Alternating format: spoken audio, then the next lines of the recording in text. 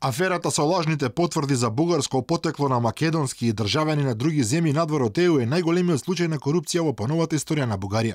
Бугарскиот заменик главен обвинител Иван Гешев изјави дека истражните органи откриле 20.000 преписки во Државната агенција за бугари во странство, кои служеле за посредување при добивање на документи, а со кои барателите аплицирале за бугарски државјанства. Полни лименки со документи биле пронајдени во Ќустендул, а нови докази се бараат на повеќе од 50 адреси.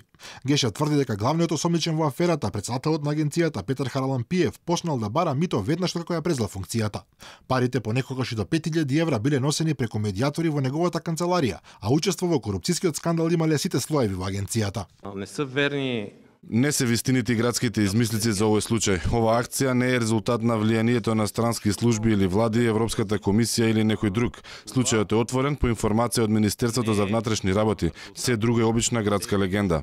Харалампиев, кога бугарските медиуми го поврзуваат со бугарското ВМРО на вице-премиерот Каракачанов, заедно со уште 3 лица остануваат во притвор, а четвртата осомничена на слобода со парична гаранција. Каракачанов, кој дури е обвинет дека и лично инкасирал пари, жестоко негира дека неговата партија е вмешана во скандалот, па дури се закани дека ќе се самоубие среде Софија ако некој докаже дека ВМРО се финансирала од издавање лажни уверенија на македонците кои сакаат да извадат бугарски пасош. Според податоците на бугарските власти, досега биле издадени 153.000 пасоши, а 38.000 биле во процедура.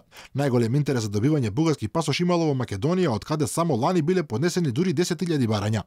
Веднаш по македонците доаѓаат србите, а потоа албанците, молдавците и украинците. Поради оваа афера најавено е дека итно ќе се промени законот за издавање на бугарски пасоши.